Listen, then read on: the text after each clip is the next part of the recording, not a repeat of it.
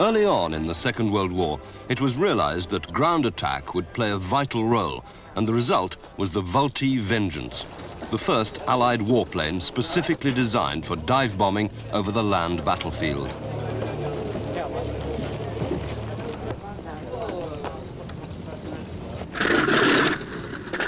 (1,931 Vengeances were built in 4 main variants, with different armament and with progressively more powerful engines for a maximum speed of 280 miles per hour. The initial design resulted from a British requirement of 1940, and the type first flew in 1941. However, by the time it began to enter service in the spring of 1943, the Vengeance was tactically obsolete. Therefore, a mere 6 squadrons became operational with the type, all undertaking missions against the Japanese in the Arakan coastal region of Burma.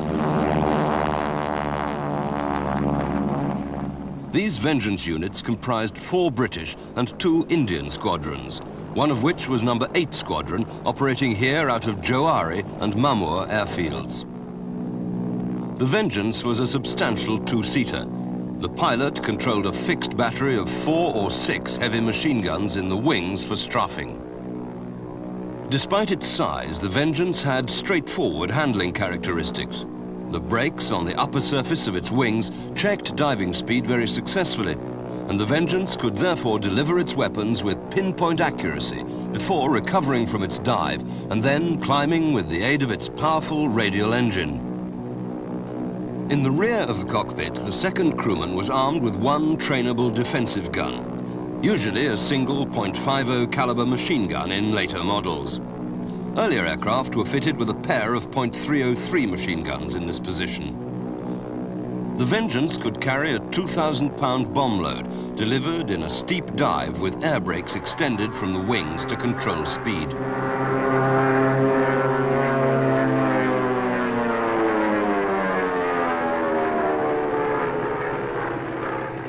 The vast majority of the aircraft were used in the valuable but infinitely less glamorous role of target tugs by Australia, Britain, and the USA.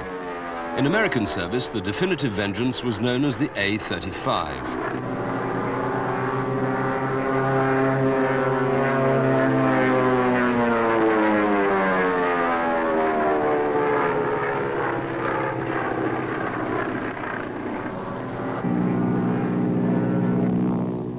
By the beginning of World War II, the survivors of 176 single-engined Vickers-Wellesley medium bombers were obsolete, but saw limited service against the Italians in North and East Africa during 1940 and 1941.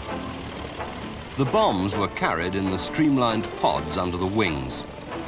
Armament comprised a belt-fed .303 machine gun in the right wing, firing ahead, and a trainable Vickers K gun in the rear cockpit. After 1941, the Wellesleys were relegated to a short career of maritime reconnaissance. Designed to meet a 1931 specification for a dual-role transport and bomber, the Bristol Bombay was, like so many other British bombers, obsolete when the first of 50 aircraft entered service in 1939. The type was an ungainly high-wing monoplane with fixed landing gear and 2 radial engines, and could carry 24 troops in the cabin or 2,000 pounds of bombs on racks under the fuselage. With relatively little power and with fixed landing gear and minimal attention to drag-reducing features, the Bombay certainly did not offer high performance.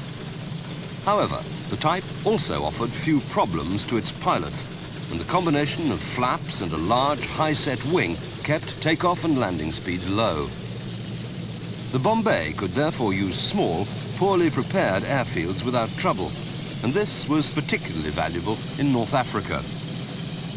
The Bombay served operationally in the Mediterranean theatre, mainly as a transport. However, it was used on occasion as a night bomber against the Italians in North Africa during 1940.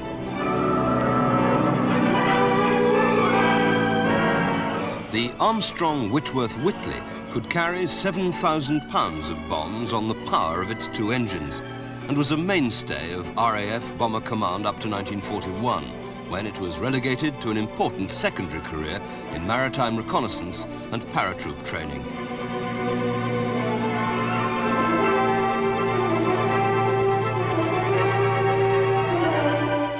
Great things were expected from the Bristol Blenheim, which was the UK's first high-speed tactical bomber when it entered service in 1937.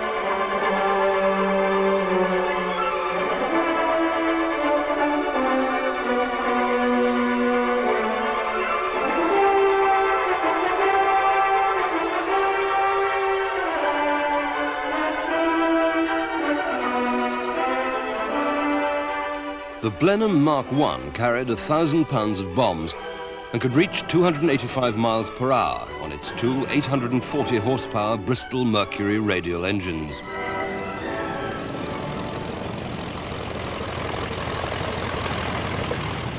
Production of the Mark I with its short and unstepped nose totaled 1,427, built in England and also under license in Finland and in Yugoslavia. But by 1939, most had been relegated to the Mediterranean theatre. In home service, the Mark I was followed by 3,285 examples of the Blenheim Mark IV with a longer stepped nose. Despite its more powerful engines, this had poorer performance than its predecessor, but possessed greater defensive firepower and also handled well in the air. But daylight operations at the beginning of World War II confirmed two facts.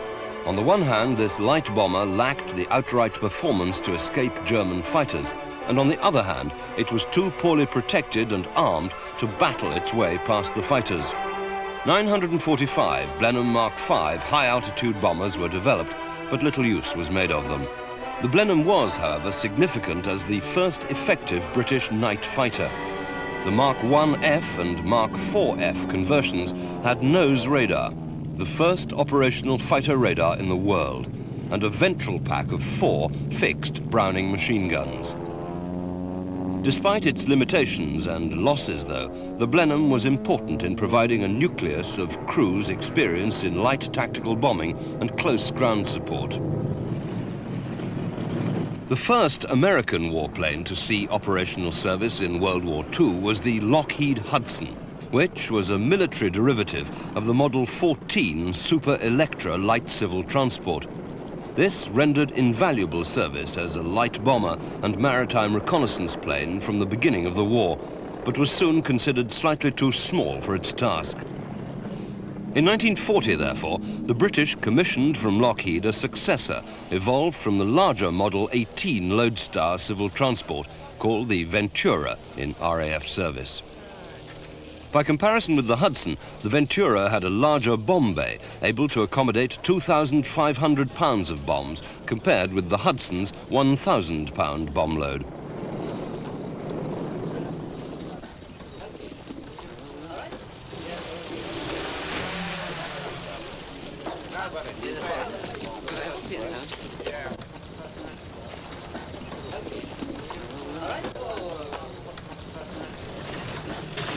The Ventura Mark I began to enter service with Bomber Command during October 1942 and was powered by 2 Pratt & Whitney R2800 double Wasp radials, each delivering 1,850 horsepower.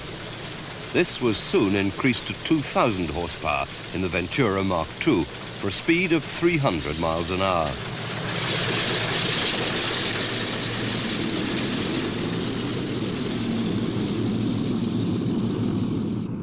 The Ventura also featured more potent defensive armament than the Hudson in the form of 2 .303-inch machine guns in the ventral position, 2 or 4 guns of the same caliber in the dorsal turret, and 4 nose guns. These last comprised 2 fixed weapons of .5-inch caliber and 2 trainable .303 guns.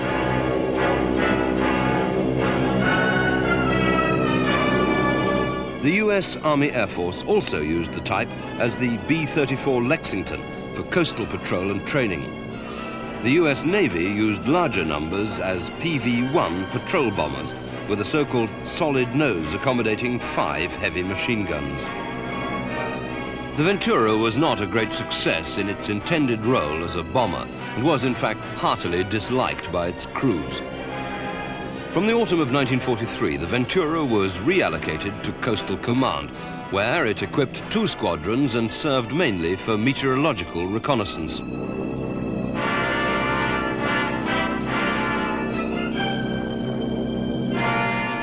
This sequence is typical of the type of daylight raid undertaken by the light bombers of Bomber Command's No. 2 group in 1943.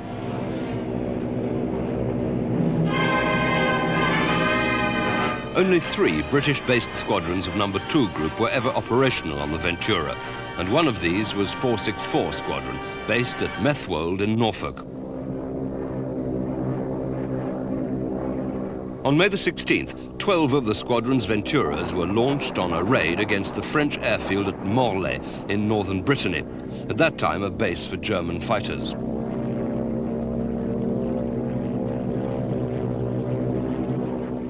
Despite adequate conditions for medium-altitude bombing, the raid achieved only poor results. The crews, and especially the gunners, did not relax their vigilance in case a hornet's nest of fighter retaliation had been stirred up. But with no fighter opposition, all 12 Venturas returned safely to base. Total production was 2,475 aircraft, and examples of the type were also used by Australia, Canada, and New Zealand. Though larger bombers could carry high-capacity bombs optimized for maximum blast effect, smaller aircraft were restricted to 250 to 500 and 1,000-pound general-purpose weapons, as seen on these bomb trains. Such weapons secured their effect by a combination of blast and fragmentation and could be delivered more accurately than the larger weapons. The North American Mitchell was one of the most important medium and attack bombers fielded by the Allies in the Second World War. 9,816 aircraft were produced, of all marks, up to the US Army Air Force's B-25J, and Mitchells were used in every theater by countries as varied as Australia, Brazil, Canada, France, the Netherlands, Britain, the USA, and even the USSR, which received over 860 aircraft under Lend-Lease arrangements. The Mitchell resulted from North American's NA-40 private venture prototype and was ordered, as the expression goes, straight off the drawing board during September 1939. This first production order model had a wider fuselage, carried a crew of 5 rather than 3, and improved defensive armament. The 4 main models were the B-25D, G, H, and J. RAF Bomber Command's version of the B-25D, here in service with 98 and 180 squadrons at Fulsham, Norfolk in early 1943, was known as the Mitchell Mark II, followed by the B-25J or Mitchell Mark III. Throughout the series, power remained unaltered in the form of 2 Wright R2600 double cyclone radials, each delivering 1,700 horsepower, here being overhauled at Comiso Airfield on Sicily in August 1943. But both offensive and defensive capabilities were steadily increased. The glass-nosed B-25D carried 3,000 pounds of bombs and 6 .5-inch machine guns in twin-nose, dorsal and ventral installations, and could achieve a speed of 284 miles per hour.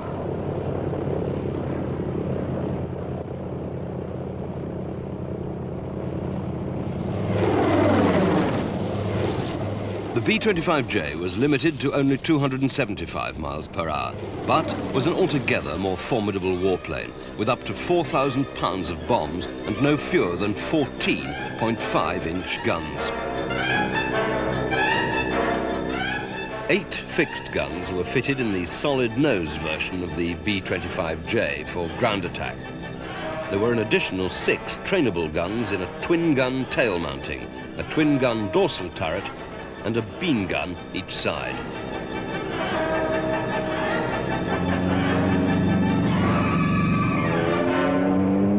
Whether bombing at height or striking low, the Mitchell was an impressive aircraft.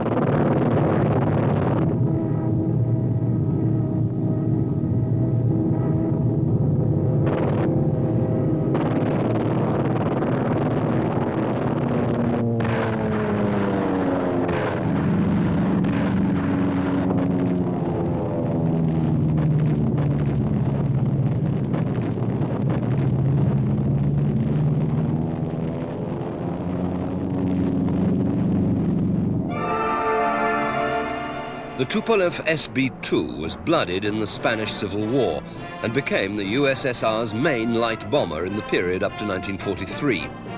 The type remained operational until the end of World War II, though it was progressively relegated from day bombing to night bombing and finally to target tug and other second-line tasks such as training. The SB-2 was able to operate on wheels or ski landing gear for continued operations throughout the harsh Soviet winters. The two main variants were the basic SB-2 with M100 engines, and later came the improved SB-2 bis with M103 engines. Even though technically obsolete when taken out of production in mid-1941, the SB-2 still had useful performance. Its large wing area and light loading gave it a considerable ceiling, and this made it a difficult target for German fighters to intercept.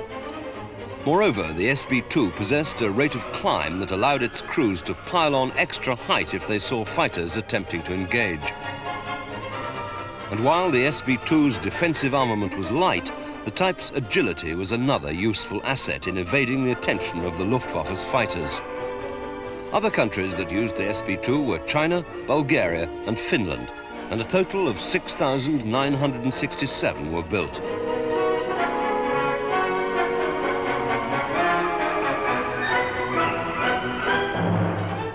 The origins of the Baltimore four-seat light bomber lie with the same company's XA-22, which was rejected by the US Army Air Corps in 1939, adopted by France as the Martin 167F bomber, and then taken up by the British as the Maryland reconnaissance bomber.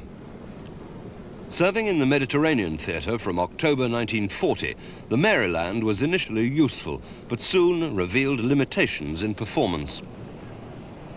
The British therefore ordered the Baltimore as an improved type, with two Wright R2600 double cyclone radials, each delivering 1,660 horsepower for performance improvements that included a maximum speed of 302 miles per hour instead of the Maryland's 278 miles per hour.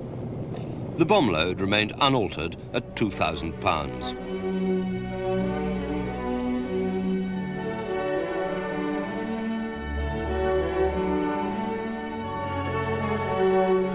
The new aircraft's defensive armament was upgraded from the 6.303-inch machine guns of the Maryland to between 8 and 14 guns of the same caliber in the definitive Baltimore Mark III.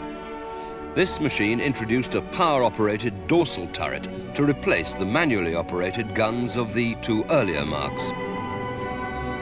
The new weapons layout was arranged as 4 fixed guns in the wings, 2 or 4 guns in the dorsal turret, as well as 2 guns in the ventral position, and, as an option, 4 fixed rear firing guns.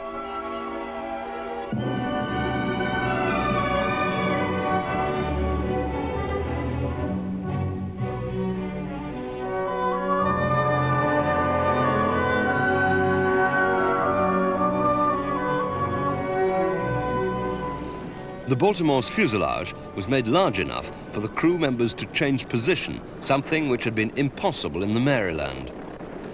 1,575 Baltimores were built, and though it was also flown by the air forces of Australia, France, Greece, co-belligerent Italy, South Africa and Turkey, it was with the British that the vast majority operated, in variants up to the Baltimore Mark V.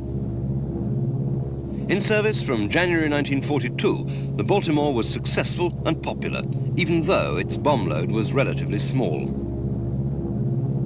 The early Marks performed sterling work in the North African desert and Tunisian campaigns, in which the Baltimore operated against German and Italian ground forces, and also helped in the vital campaign that devastated Axis shipping, trying to ferry supplies into North Africa.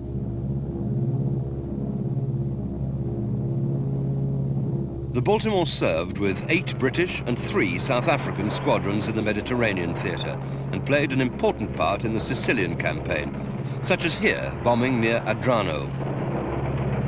The type was a major first-line asset during the campaign on the Italian mainland, bombing and, at times, using its wing guns to strafe tactical targets just in front of the advancing armies.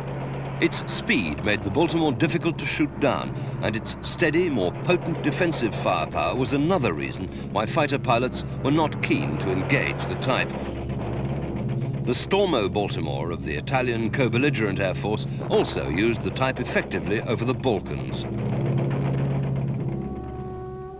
Initially called the Widowmaker because of frequent takeoff and landing crashes caused by its high wing loading, the Martin B-26 Marauder was nearly taken out of production on 4 occasions.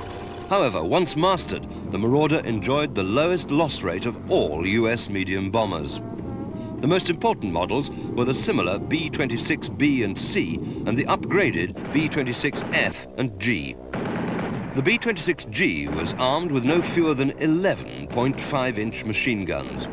These were trainable single weapons in manually controlled nose and beam positions, and also in power-operated twin-gun dorsal and tail turrets, plus 4 guns blistered onto the sides of the forward fuselage for additional ground attack firepower.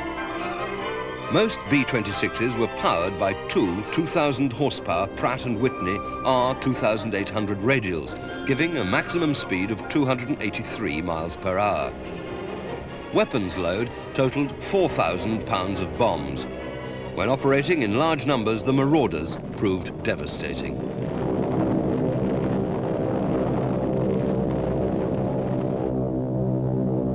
Total Marauder production was in excess of 5,000 aircraft, almost all of them flown by the US Army Air Forces.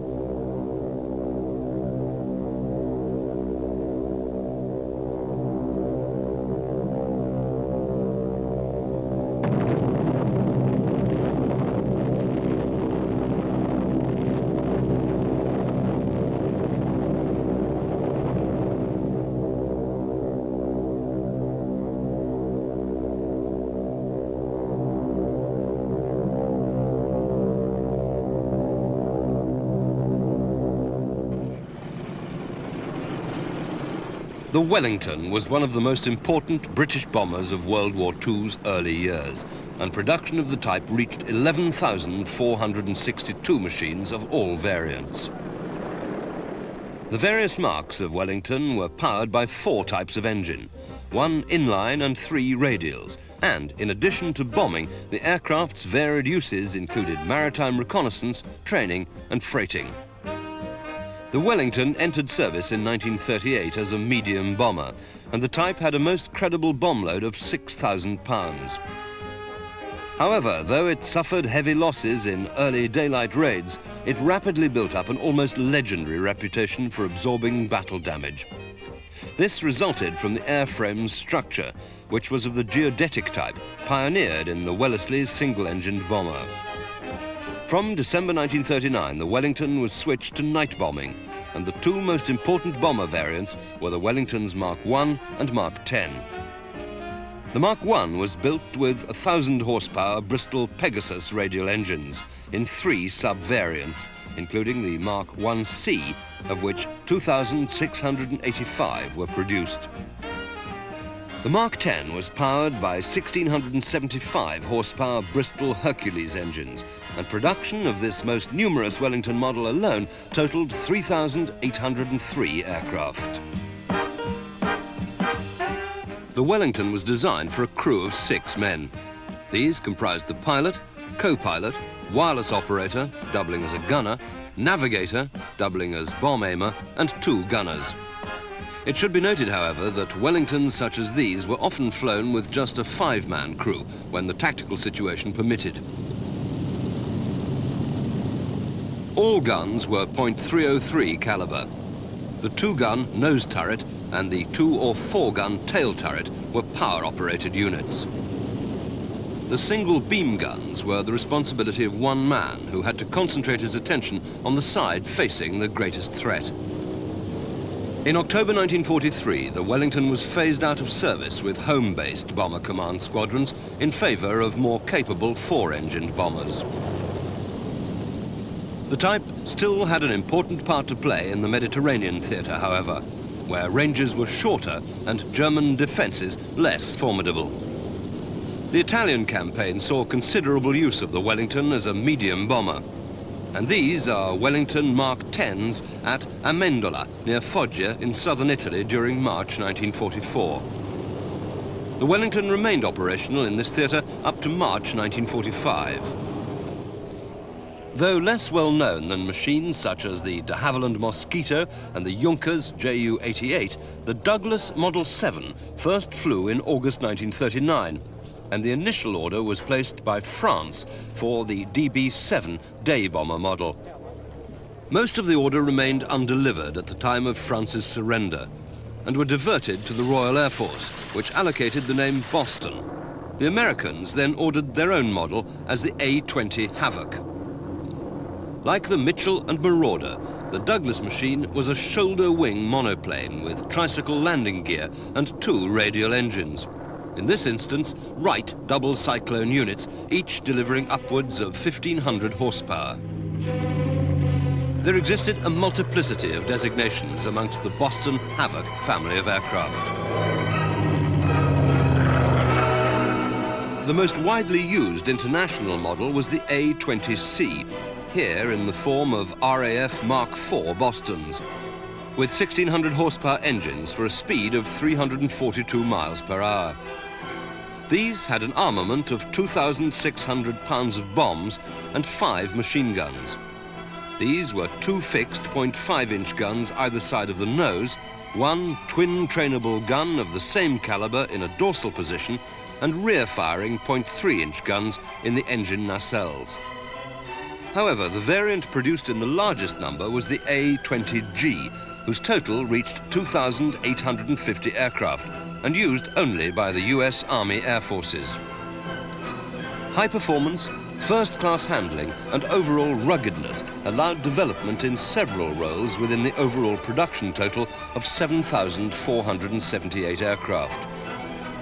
The Douglas bomber was also used by Australia, Canada and the USSR, which modified its aircraft with different nose guns as exceptional ground attack machines.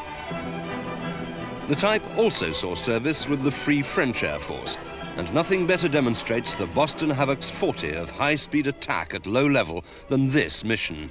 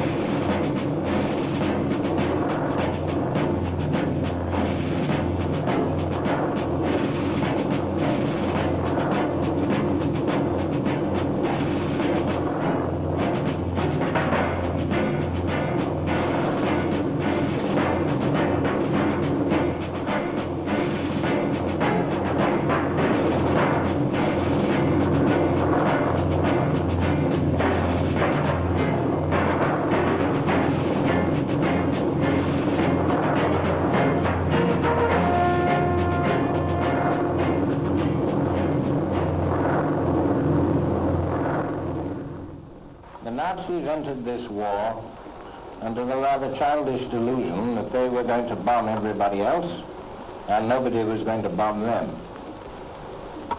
At Rotterdam, London, Warsaw, and half 100 other places, they put that rather naive theory into operation. They sowed the wind, and now they are going to reap the whirlwind. We cannot send 1,000 bombers a time over Germany every time as yet. But the time will come when we can do so. Let the Nazis take good note of the western horizon. There they will see a cloud as yet no bigger than a man's hand. But behind that cloud lies the whole massive power of the United States of America. When the storm bursts over Germany, they will look back to the days of Lubeck and Rostock and Cologne, as a man caught in the blasts of a hurricane will look back to the gentle zephyrs of last summer. It may take a year, it may take two, but for the Nazis, the writing is on the wall. Let them look out for themselves. The cure is in their own hands. There are a lot of people who say that bombing can never win a war.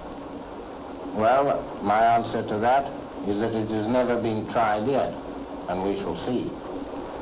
Germany, clinging more and more desperately to her widespread conquests and even seeking foolishly for more, will make a most interesting initial experiment. Japan will provide the confirmation. In these words, Air Chief Marshal Sir Arthur Harris, Commander-in-Chief of RAF Bomber Command, neatly and very strikingly summed up the rationale of the Allied strategic bombing campaign against Germany.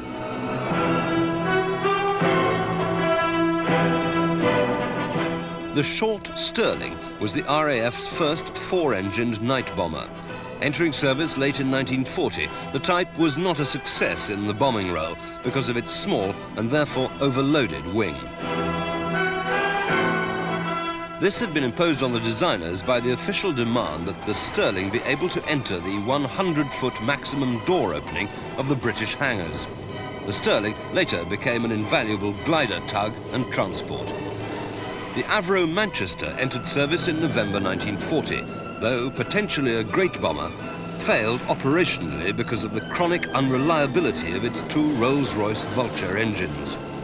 However, despite these drawbacks, the Allies' four-engined heavy bombers were beginning to make themselves felt. The US Army Air Force's mainstay bomber in Europe was the Boeing B-17 Flying Fortress, of which 12,731 were produced. Designed before World War II, the type was intended for high-altitude, precision daylight bombing with the aid of the Norden sight. This is a B-17F, of which 3,405 were built with 1,200 horsepower Wright R1820 Cyclone radials. The bomber's defense rested mainly on its bristling guns, which amounted to a single .3-inch gun in the nose, single .5-inch weapons in each of the two beam positions, in the radio operator's overhead hatch, and in each of the two cheek positions, and twin .5-inch guns in the manually powered tail turret and remotely controlled ventral and dorsal turrets.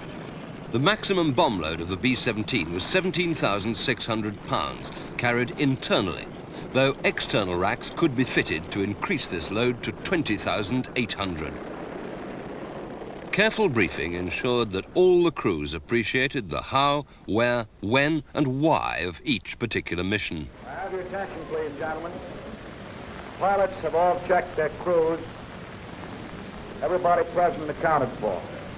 For a long time, we've all been working very hard.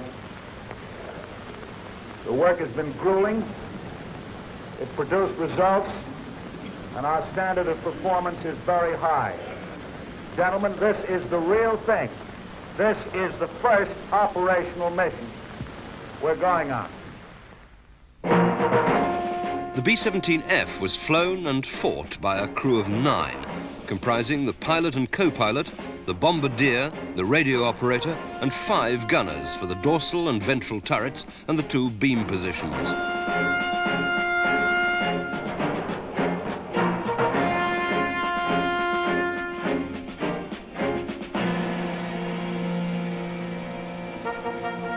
The tail gunner was on his own, right at the back.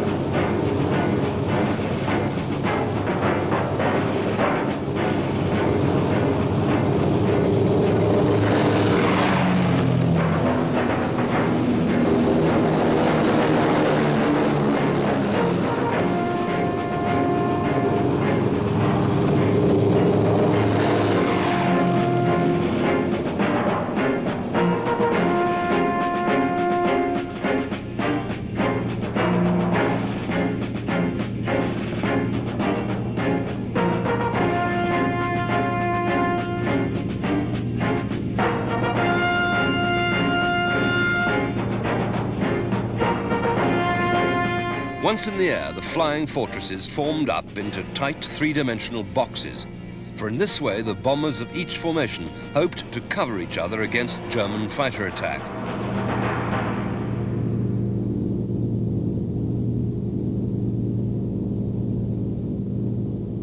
However, experience soon showed that the box formations were insufficient against determined attacks, and escort was then provided by fighters such as the Lockheed P-38 Lightning, Republic P-47 Thunderbolt, and ultimately, and most successfully, the North American P-51 Mustang. In their tight fighting boxes, the flying fortresses took the bombing campaign to Germany's key war industries, transport and communication centers, seeking to destroy these targets with surgical precision. The bomber streams fought their way past German fighters and tried to pass round major flak concentrations so that they could reach and bomb the target in tight formation.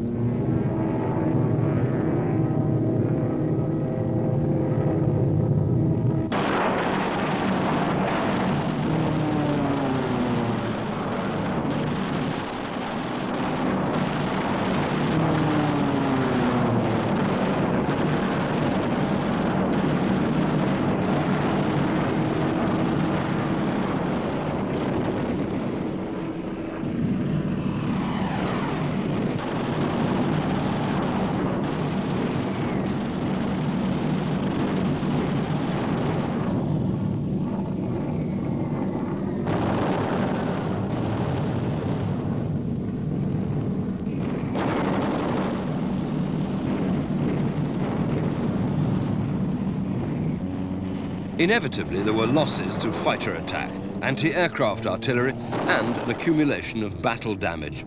But in 1944 and 1945, the 8th Army Air Force's B-17s struck decisive blows against Germany.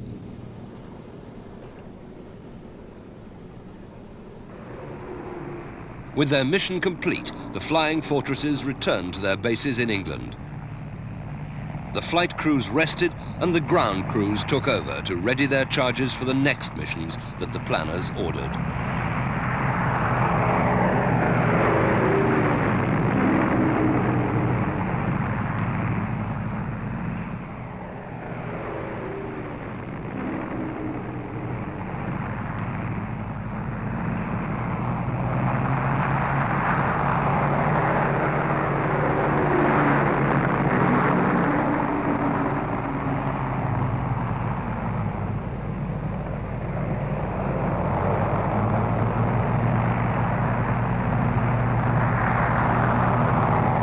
As with the Americans, the British believed in thorough briefing of its officers, in this instance for a raid during June 1942. Than hitherto. And I've just been told that our number is expected to be over 1,100. This group is providing 150. This station, 22 are here, and 5 crews are playing away. Now, the object of tonight's operation is to blot out the town of Bremen. In addition, there are 2 special targets. There's a Deckmark submarine building yard, which is a tremendously important submarine building establishment, and also, and even more important, the Fokker-Wulf works, which are situated to the south of Bremen itself. The British counterpart to the B-17 was the Avro Lancaster, a night bomber intended for saturation bombing of area targets rather than the precision destruction of point targets. Ground crews, meanwhile, completed the preparations of their Lancasters. Maximum bomb load was a massive 18,000 pounds. For area raids, huge cylindrical high-capacity bombs were used. The detonation of these weapons, large explosive charges, providing a highly destructive blast effect.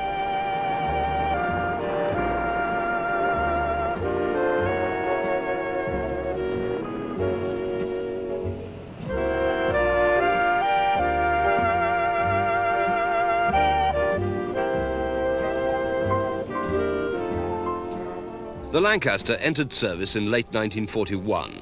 With 1,460 horsepower Rolls-Royce Merlin 20 engines. The Lancaster remained little altered except for higher-powered engines and detail improvements right through a production run of 7,377 aircraft.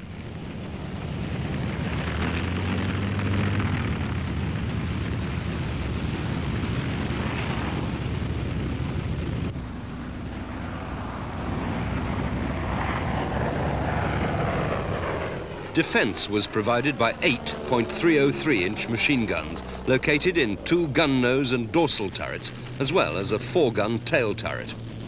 Like the American bombers, the Lancasters had to run the gauntlet of flak and German warplanes. In this instance, radar-equipped night fighters. But when a target had been reached, as here by 463 Squadron over Brunswick in 1944, the effect of area bombing could be quite awe-inspiring. Wave after wave of bombers tried to target the same area, and if successful, they could raise a firestorm of truly devastating power.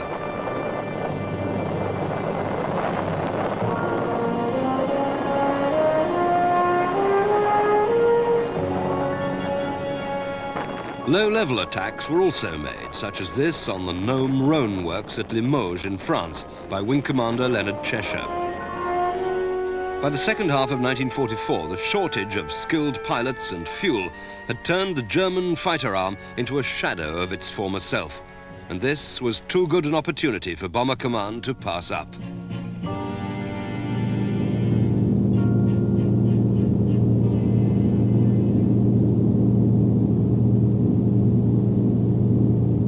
As in the continuing night campaign, the Lancaster operated with the Handley-Page Halifax, which had straight-sided vertical tail surfaces compared with the Lancaster's oval surfaces.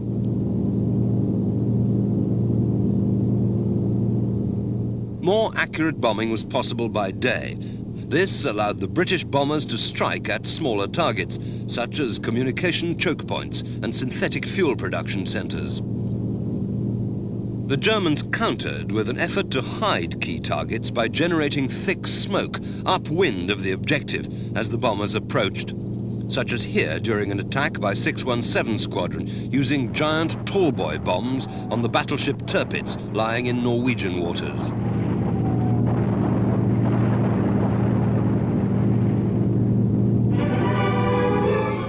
The use of smoke was in turn countered by British use of radar and other navigational aids to accurate bombing against even invisible targets.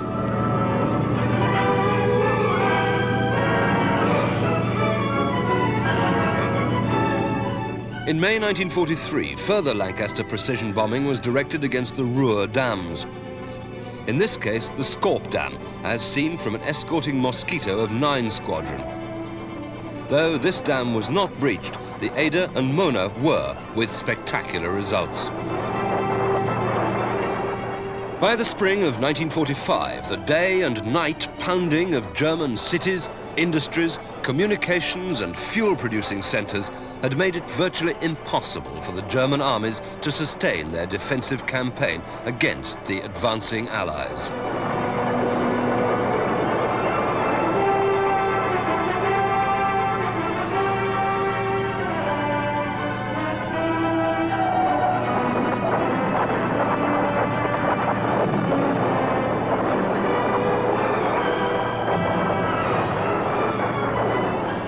Despite the incredible tonnage of weapons rained down on the enemy, the bombers still had to face the dangers of German flak guns, which often used radar direction and proved highly accurate. But the bombers were winning.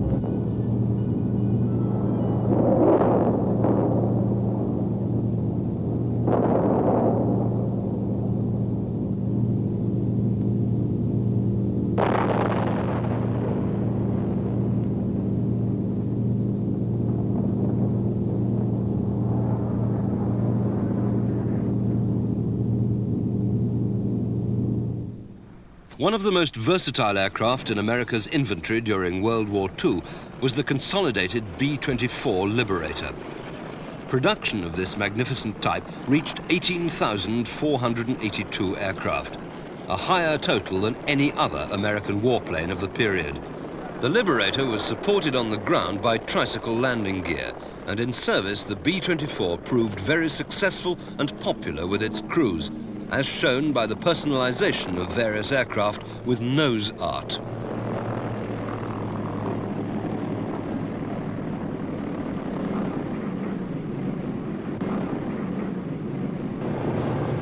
The aircraft was reliable and effective, and in combat proved that it was well able to take care of itself against all but the most determined fighter opposition.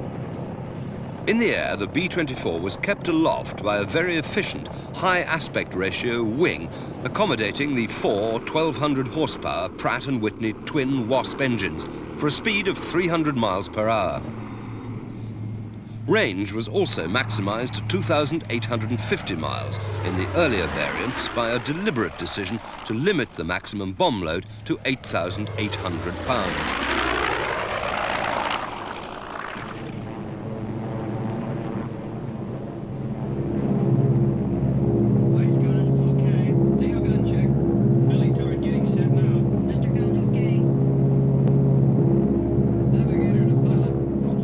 Its long range made the Liberator better suited to Pacific operations than the Flying Fortress. But the type was also used extensively in the European theatre as a bomber and maritime reconnaissance type.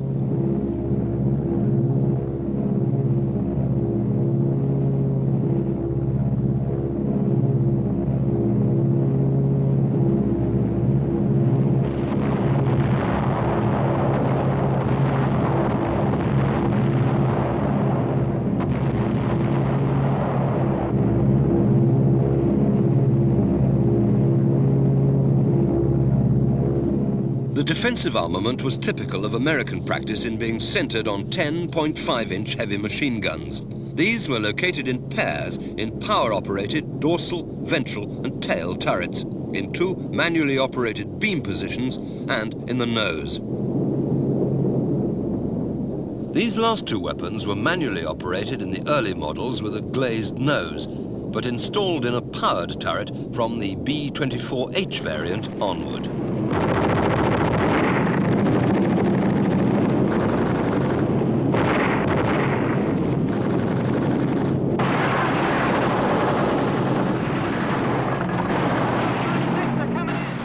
The only other country to make major use of the Liberator was the UK, which flew both bomber and maritime reconnaissance models.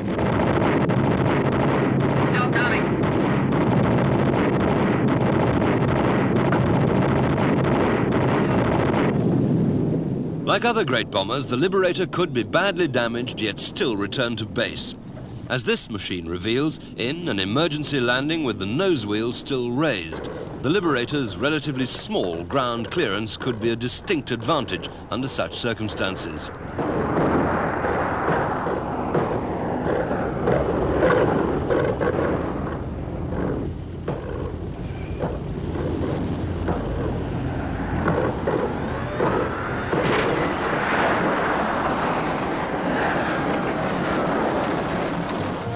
The Boeing B-29 Superfort-resses was designed to take over where the B-17 Flying Fortress left off. The crew members were accommodated in pressurized comfort, so that the four 2,200 horsepower Wright Cyclone turbocharged engines could drive this mighty bomber along at up to 358 miles per hour and at altitudes of up to 33,600 feet. Combined with this flight performance was a range of 3,250 miles and a maximum bomb load of 20,000 pounds, though the normal maximum for long-range missions was 12,000 pounds. The logical target for this mighty machine was Japan. After an indifferent start from Chinese bases in June 1944, the campaign was switched to huge airfields in the Mariana Islands. With the main effort devoted to the construction and maintenance of the 5 great bases on the 3 islands of the Marianas Group, other work was limited to essential support for the bombers and crews of the 21 and later the 20 bomber commands.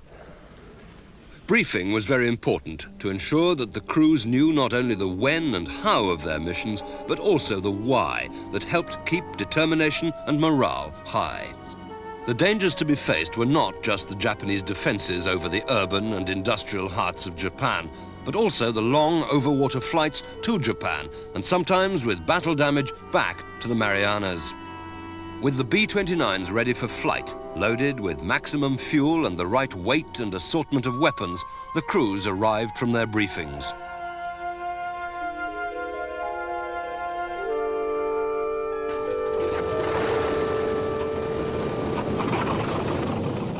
On each base, the main runway was about 200 feet wide and up to 8,500 feet long, supported by miles of taxiway and other roads. The taxiways allowed the Superfort-resses to move from their maintenance areas to the assembly points, close to the downwind ends of the main runways. The road networks permitted access to remote, and therefore safer, storage areas for fuel and bombs.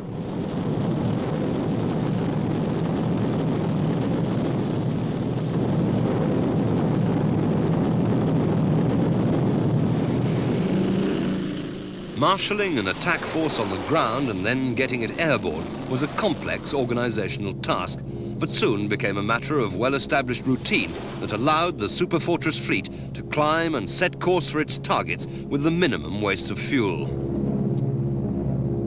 Each Superfort-ress had a complement of 10 men. In the forward pressure compartment were the pilot and co-pilot in the fully glazed nose. The bombardier sat between the pilots. The navigator, facing forward, was behind the pilot. 1 or 2 flight engineers facing aft sat behind the co-pilot, and the radio operator was further aft. In a rear pressure compartment behind the wings, but connected to the forward compartment by a crawlway over the 2 bomb bays, were 2 or 3 gunners for the remotely controlled guns. The rear gunner was in an individual tail compartment. The Superfort-resses ploughed their way to Japan and destroyed both the country's major cities and its war-making capacity with attacks on industry and transport. The B-29s started the campaign in their designed operating regime, making high-altitude day attacks with high-explosive bombs.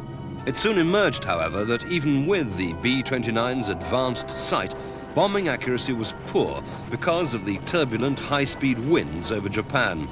The campaign was then switched to low-altitude night attacks with a mixed load of incendiaries and high-explosive bombs. The man who effectively brought World War II to an abrupt end was Colonel Paul Tibbets. Taking off from the Marianas on August the 6th, 1945, Tibbets and his crew flew his B-29, named Enola Gay in honor of his mother, to drop a single atomic bomb over Hiroshima. We knew that the bomb had exploded, everything was a success, so we turned around to take a look at it. The sight that greeted our eyes was quite beyond what we had expected, because we saw this cloud of boiling dust and debris below us with this tremendous mushroom on top. Beneath that was hidden the ruins of the city of Hiroshima. The devastation was almost beyond comprehension. And though it took another atomic raid on Nagasaki 3 days later to shock the Japanese into action, the war was effectively over. The bomber had issued in a new and terrifying type of war.